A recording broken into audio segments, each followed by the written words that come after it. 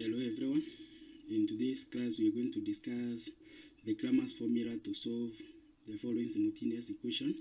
We have the equation as 3x plus 3y plus z is equals to 3, and we have 4x plus 5y plus 2z is equals to 12, and 2x plus 7y plus 3z is equals to 6.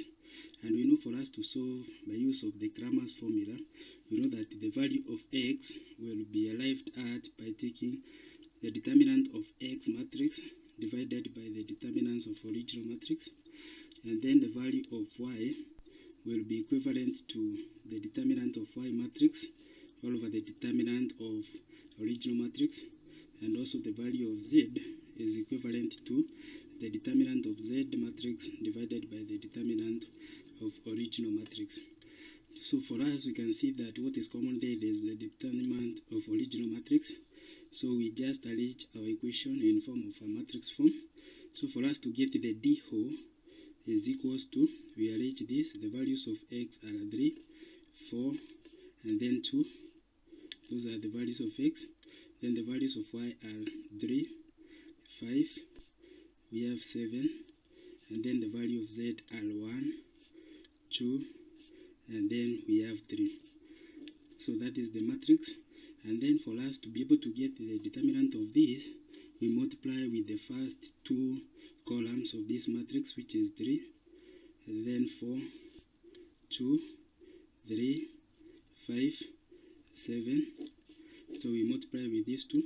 And then in this we are going to consider our first row and the last row. So if considering the first row, we get the multiplication of the first diagonal here, which will be the multiplication of this. That is the multiplication of 3 multiplied by 5 multiplied by 3. Then this one is added to the multiplication of 3, 2, and 2. 3 multiplied by 2 multiplied by 2. And this one is added to the last diagonal here, which is the multiplication of 1 multiplied by 4 multiplied by 7. Then all this we subtract with what is meant by the last diagonal here, which is the multiplication of 2 multiplied by 5 multiplied by 1, then added to what is meant by the second element here diagonal, which is 7 multiplied by 3 multiplied by 2, and then plus what is meant by the last element here in that row, which is 3 multiplied by 4 multiplied by 3. So now we can compute out, we see. So if you multiply for 3 multiplied by 5, and this gives us 45. So we have 45 there. Then plus, if you multiply 3 times 2, this one gives us 12. Then plus, the other one, this one 4 times 7 gives us 28. And then this we minus what is on the other side, which is this one is a 10, then this one is a plus 42, and this one is a 36. So now if you multiply these, you get 85 minus 88, which gives us a negative 3. So the value of our day O is equals to negative 3. So the next thing for us to do is to solve the value of dx. So we form this matrix of dx, and for us to get the matrix of dx, what we interchange the value of x and replace with what is on the other side of the equal sign. So instead of us having 3, 4, 2, we are going to have 3, 12, 6, 3, 12, 6, and then the next follows the way they are, that is 3, 5, 7. We are not affecting the values of y and z. So we have 1, 2, 3, and then we consider the first two columns here, which is 3, 12, and then we have 6, and then we have 3, 5, and 7 as the first values here. So now we repeat the same. So we take the first diagonal here with the first element, that is 3 multiplied by 5 multiplied by 3, which gives us a 45. We shall not do it again. And then we have 3 multiplied by 2 multiplied by 6, which gives us a 36 because of 6 times 6. and then we have 1 times 12 multiplied by 7, which gives us 84.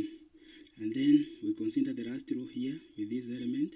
So we have 6 multiplied by 5 multiplied by 1, which gives us 30 here. And then we have 7 multiplied by 2 multiplied by 3 multiplied by 3, which gives us 42. And then we have 3 multiplied by 12 multiplied by 6, which gives us 108. So now for us to get the value of dx, the value of dx now will be equivalent to, you take the values of, that is 45, then we add it to that 6, we add it to 84, and then all these we subtract from what you have gotten on the other, 30 plus 42, then plus 108, and then if you subtract these, you get 165 minus 180, which gives us negative 15. So now to get the value of x, the value of x we know is equals to value of dx, which we have gotten as negative 15, and the value of do, which we got as negative 3. So this one gives us the value of x as positive 5. So we have the value of x near as positive 5. So now for us, the next thing that we need to do is for us to get the value of dy. And we know for us to get the value of dy, we form the matrix of dy. So where we have the values of y, we replace with whatever is on the other side of the equal sign. So the values of x will be 3, 4, 2, and then the values of y now we changes with what is on the equal side, which is 3, 12, 6, and then z remains the way it is, which is 1, 2, 2, and then we have 3 there, 1, 2, and 3. Then these we multiply with the first columns, which is 3, 4, and 2, and then we have 3, 12, and 6. So we multiply with this so that we can consider the first element here. We multiply this diagonal of 3 multiplied by 12 multiplied by 3, which should give us 108 here. And then we multiply 3 multiplied by 2 multiplied by 2, which should give us 12 here. And then we multiplied 1, 4, and 6, which should give us 24. And then we consider the lower row here, which is 2 times 12 times 1, which should give us 24. And then we have 6 times 2 times 3, which should give us 36.